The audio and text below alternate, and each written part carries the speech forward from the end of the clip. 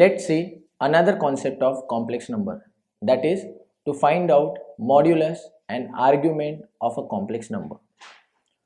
So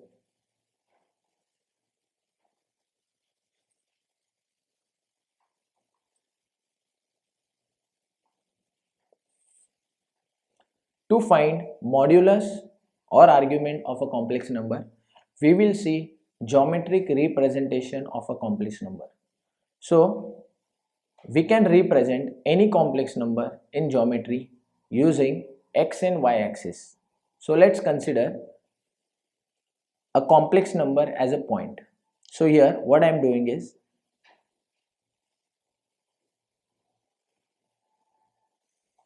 I am drawing two axes. Let's say this is x axis,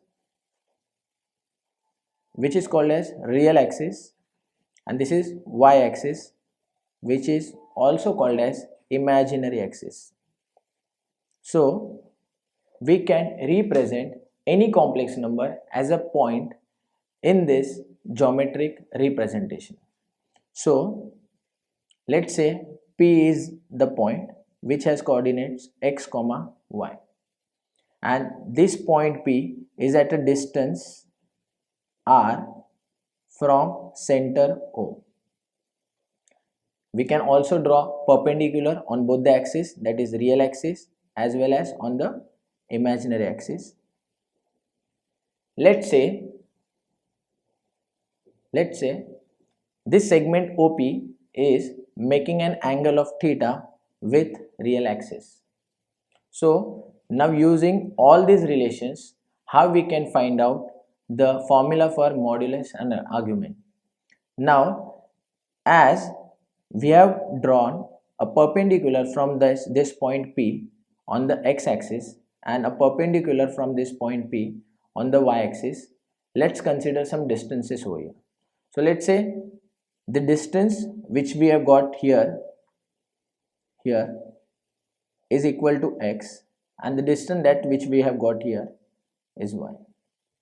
So if we want to find out the modulus of a complex number, it is generally denoted by mod z. This is modulus of complex number z, which is also called as r. So here you can see, if we want to find r, then we can apply Pythagoras theorem. So according to Pythagoras theorem, the square of hypotenuse is equal to square of one side plus square of other side. So if I want to find r will be square root of x square plus y square, and we get the formula for modulus. So this is the formula for modulus. Similarly, we can find out argument, which is also called as amplitude of the complex number. For that reason, I will use some trigonometric ratios.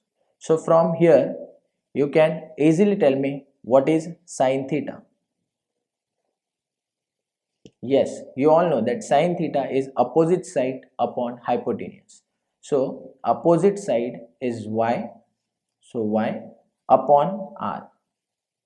So from here you can get a relation y is equal to r sine theta. Similarly, if I want to find out cos theta from this diagram, then we can say that cos theta is adjacent side upon hypotenuse. So adjacent side is x upon r, that is hypotenuse. So here we can get a relation x equal to r cos theta. So if we will divide these two ratios, then what we'll get? We will get y upon x is equal to r sin theta upon r cos theta. R and r gets cancelled out, and we will get tan theta is y by x. So therefore we get theta equal to tan inverse. When tan comes on the other side, it becomes inverse. Tan inverse of y by x.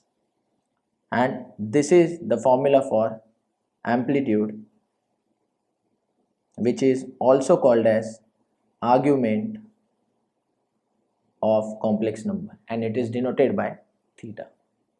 So we have seen how to find modulus and argument of a complex number using geometric representation.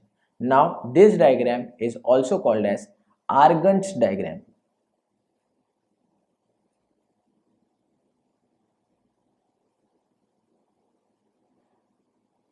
or it is also called as Gaussian plane.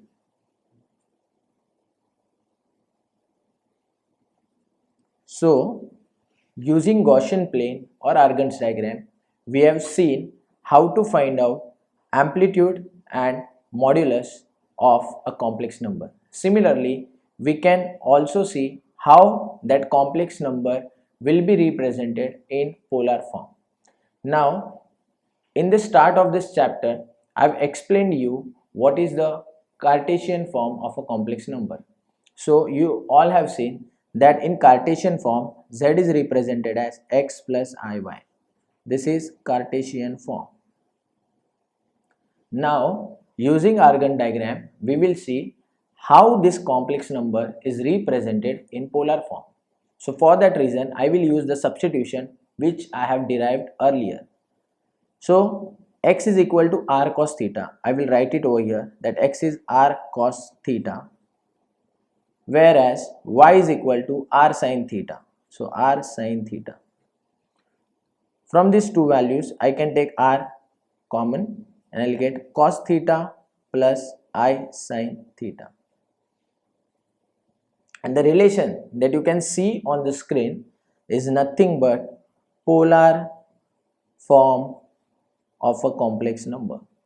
So we have seen two types of forms. One is Cartesian form of a complex number, and this is second, that is polar form of a complex number. So polar form is z equal to r into cos theta plus I sin theta, where r is equal to, yes, it is modulus, perfect, which we have seen here, and theta is equal to argument or amplitude. Now we will see one more form of a complex number, which is called as exponential form of a complex number. So to derive the exponential form of a complex number, I will use Euler's relation. Now by Euler's formula, we all know that e raised to I theta is equal to cos theta plus I sin theta. So I will use this relation to make one more form of a complex number, which is called as exponential form of a complex number. So I will start my derivation from the polar form. So according to polar form, z is equal to r into cos theta plus I sin theta.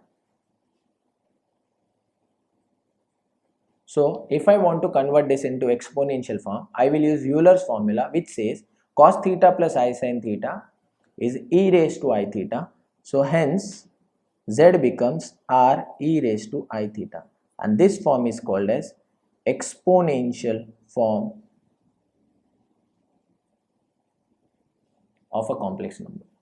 So there are three forms of a complex number. First one, z is equal to x plus iy, which is called as Cartesian form. Then we have seen using Argand diagram how to convert this Cartesian form in polar form and how to find out modulus and argument of a complex number. And now this is the last exponential form, which we have derived using Euler's formula. Now as we have represented this x plus iy number in polar and exponential form, similarly we can represent x minus iy complex number in polar and exponential form. So only sign will change. So here we will get z equal to r into cos theta minus I sin theta, and as per the Euler's formula, cos theta minus I sin theta is nothing but e raised to minus I theta. So these are the three forms. This is Cartesian, this is polar, and this is exponential form. Now we will see using this exponential and polar form, which type of numerical comes and how to solve such numericals.